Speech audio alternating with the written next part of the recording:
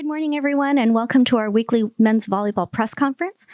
We will start the press conference with an opening statement from head coach Alan Knipe, and then we'll open it up to questions from the media. Awesome.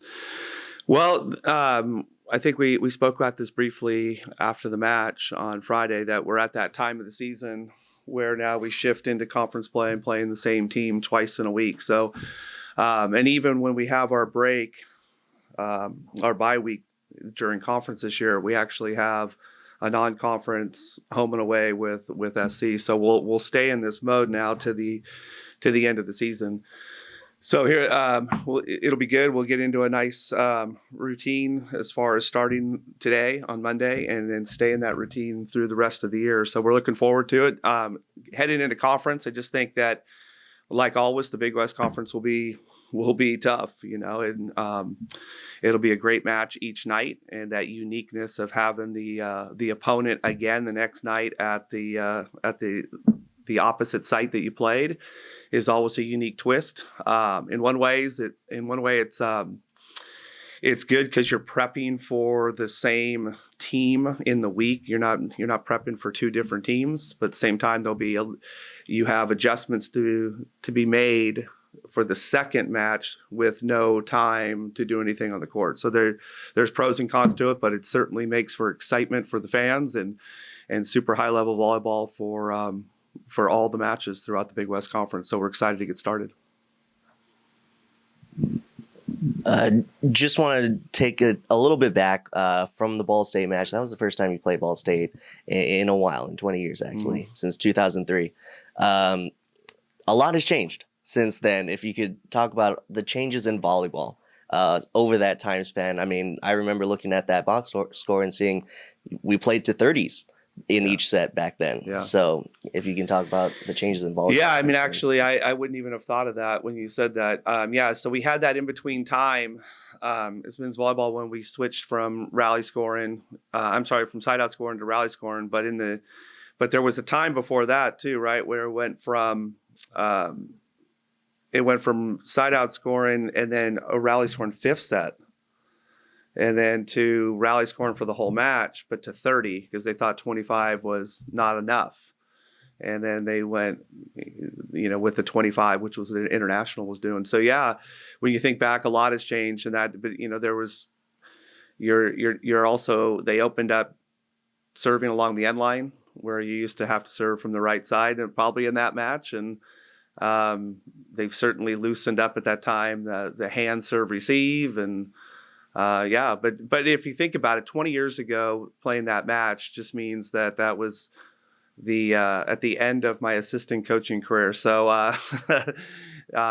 it's really just for whatever reason we haven't played them, but a lot has changed in volleyball, and they're doing a good job. I think Dona's doing a really good job with that program, and it showed by them playing in the Final Four last year, and playing a fifth set to be playing for the title. So. It was important for us to play them because of the quality program they are and what they're doing and where they're ranked, and so it was a good match for us. And but yeah, certainly different from the days I remember playing them as a player and certainly as the assistant coach. Going into the first week of conference play, how do you shift your mental approach going into this first week? Because now the games are about to mean a whole lot more, considering conference seeding into the conference tournament and whatnot. Yeah, I mean, I think those are all true factors, but it's not something we spend a lot of time on. In reality, we have a pretty simple way of approaching things, and that is we have three respects, and we're gonna respect the game of volleyball and how it's played and just the way we present ourselves in that match. We're going to always respect our opponent, and that leads you into the most important match of your season. If you were really believing in that philosophy, is the match at hand that week, because it's the only one you're preparing for and the only one you have control over.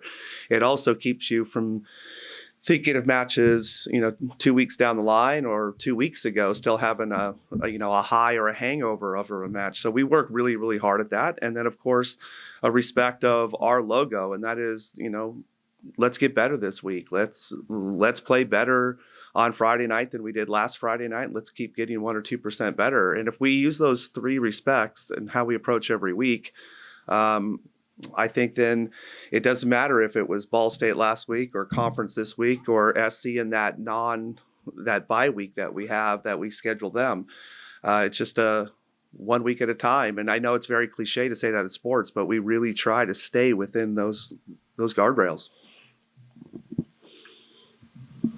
During the Ball State match, and this is something moving forward as well, Sotiri Shapani's had a pretty good service run.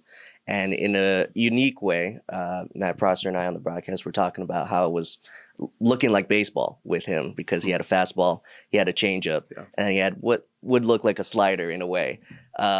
And he used all 3, and he basically got a strikeout in a way. Yep. How much of that is a strategy moving forward? How much of he is a weapon back there at the service line?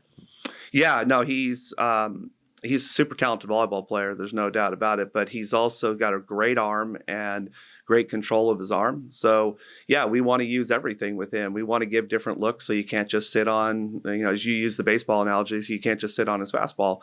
And that's been great for us. And we have some other guys that have been expanding their serving arsenal as well to give different looks and from different spots and from different depths. And it's something we just don't want teams to feel too comfortable past the ball. So sometimes it's heat and sometimes it's moving it around. Whatever it takes for our guys to stay behind the end line multiple times is what we're working for. And to pretty much bounce off of Sotos's performance, Spencer also had himself a big performance as he was kind of the left-hand man for Sotos, leading the fray in terms of kills. What can you say about Spencer's performance and his leadership as he's a senior this year and how he's come a long way from his freshman year? Yeah, well, there's a lot to that question right there. So yeah, he has come a long, long way from his freshman year. I'm so proud of Spencer, not only as a volleyball player, but as his confidence, his communication, his physicality. He's only getting better and better and better. He's only starting to scratch the surface of the player he can be. But yeah, he offensively, he's a lot to handle when he's that big physical outside mentality, and when things are going his way, he's a lot to handle. But the deal for him this year, I really think, is that he's done such a good job, by and large for the majority of the season, of keeping himself in that mindset, keeping himself where things are going well for him. Even if things do hit a bump here or there, he's doing a much better job of keeping himself in the right mindset. And he's a big kid. He can block the ball. He can get across the net and really, really well and affect middles and Bicks and the guy in his zone. He's doing a great job serving, and obviously his numbers speak for themselves offensively. So, he's a big part of what we do.